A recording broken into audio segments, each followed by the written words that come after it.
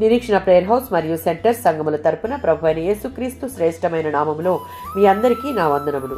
ఈ దినపు దేవుని మాట రోమీయులకు రాసిన పత్రిక 5వ అధ్యాయం 5వ వచనం. ఈ నిరీక్షణ మనలను సిగ్గుపరచదు. దేవుడి విశ్వాసులకు అంతిమ రక్షణ ఆశాభావాన్ని ఇచ్చినది చివరిలో వారిని నిరాశపరచాలని కాదు. వారికి దేని విషయంలో దేవుడు ఆశాభావాన్ని కలిగించాడో దాన్ని వారికి తప్పకుండా ఇవ్వాలని.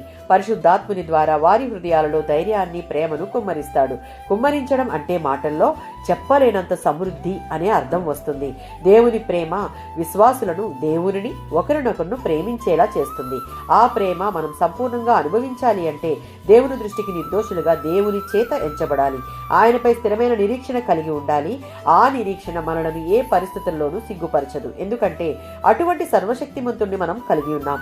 యెషయా గ్రంథం 45వ అధ్యాయం 16వ వచనాలలో విగ్రహాలను ఆశ్రయించువారు వాటి యందు నమ్మిక ఉంచు వారికి నమ్మిక సరైన దానిలో లేదు, కాబట్టి వారు అన్ని పరిస్థితుల్లో సిగ్గుపడతారు. యెహోవాను ఆశ్రయించు వారు ఎన్నటికీ సిగ్గుపడరు. 119వ సంకీర్తన 116వ చరణం. దేవుని యొక్క మాట అనగా వాక్యం మీద నిరీక్షణ కలిగి ఆ వాక్యం మనలో నింపుకొనుటకు ఇష్టపడి ప్రయాసపడి వాక్యమును నిరంతరం ధ్యానిస్తూ ఉంటే మనకు ఎన్ని ప్రతికూల పరిస్థితులు ఎదురైనా, ఎన్ని అవమానకర పరిస్థితులు ఎదురైనా మనం సిగ్గుపడవలసిన అవసరమే లేదు. రోమీయులకు రాసిన పత్రిక 8:28లో ఉన్నట్లుగా మనం ఈ జీవితంలో శ్రమలను అనుభవించాల్సి వచ్చినప్పుడు ఈ వాక్య భాగం గొప్ప ధైర్యాన్ని ఇస్తుంది. ఆ శ్రమలలో దేవుడు మనకు మేలు జరిగిస్తాడు.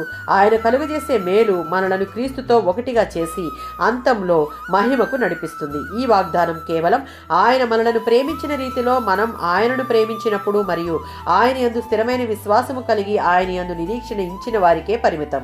విశ్వసించువాడు కలవరపడడు మరియు సిగ్గుపడడు. ఈ వాగ్దానం స్వతంత్రించుకొనుటకు ఆయననే ప్రేమిద్దాం. ఆయన యందు మాత్రమే నిరీక్షణ ఉంచుదాం. ఆమేన్.